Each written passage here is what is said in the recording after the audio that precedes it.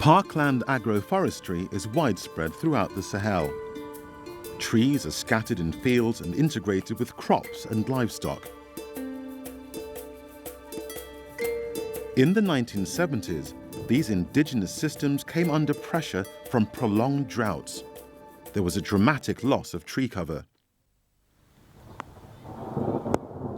But recently, improved rainfall and efforts by land users, supported by development agencies, have revived the parklands. In the past, little thought was given to why farmers nurtured trees in their fields. But now the ecological and economic importance of on-farm species is better appreciated. Agroforestry systems provide multiple benefits for the environment and for increasing numbers of households. Growing human populations do not necessarily mean fewer trees in the landscape.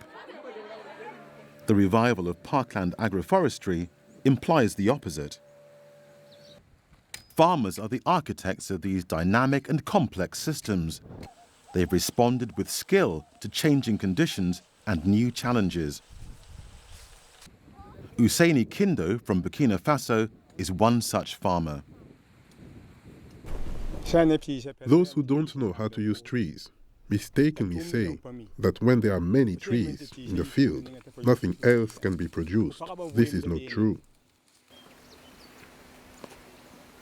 Parklands reflect a process of species selection, density management, and strategic pruning over many years.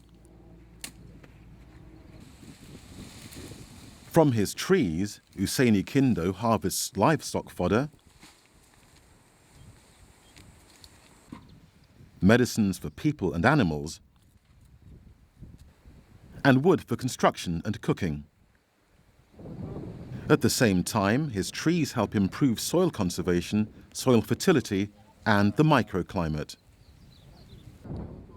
Usaini has a range of trees: baobab, pterocarpus, and balanites. But a special favorite within the mixture is Phaidierbia, or Zanga in his language.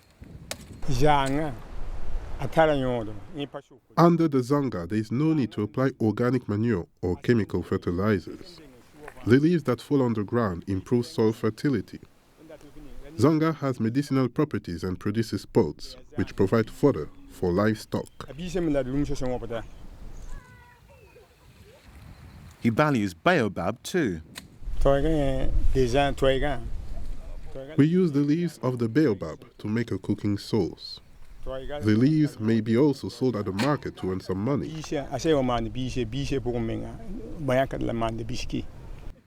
Geographic and linguistic boundaries are no barrier to these systems. Crossing the border from Burkina Faso to Ghana, parklands remain a constant feature. But while the same principles apply, there are differences in tree species and density, and the crops beneath the trees. Nere and shea nut trees dominate. Shea is much appreciated for its contribution to nutrition and to the local economy. We have shea nut trees only in the northern part of the country. And incidentally, it's also the driest part of the country. It's so important because most of the trees in the north here can be destroyed by wildfires, but the shea nut cannot be destroyed by wildfires. Sometimes even fire makes it produce more.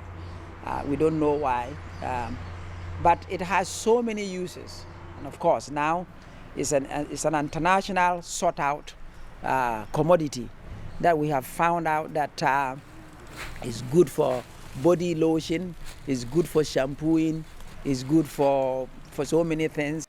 Over the last decades, new local and international markets have emerged for shea nut products, creating income opportunities for women in particular. Well, the shea nuts, processing, if you enter every compound, you have shea nut processes. Because it's a common skill that mothers pass down to daughters from one daughter to the other, and so on and so forth.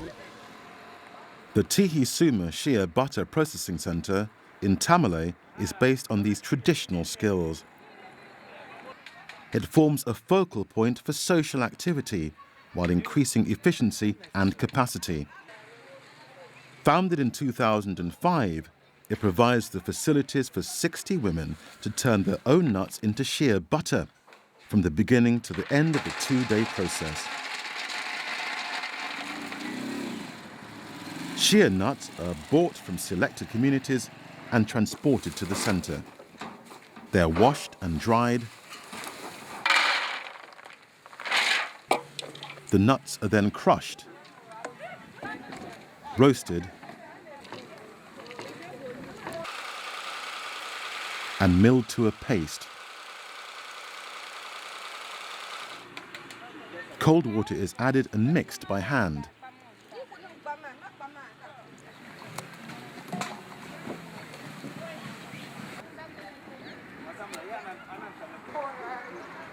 The fat is then melted over a fire.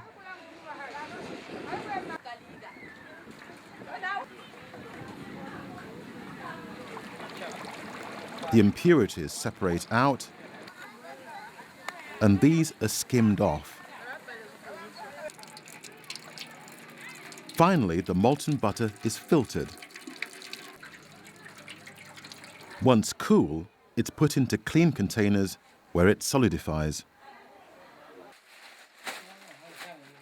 The shea butter is then ready for packaging and sale. The trees of the parklands have many direct uses. Production of shea butter is one example.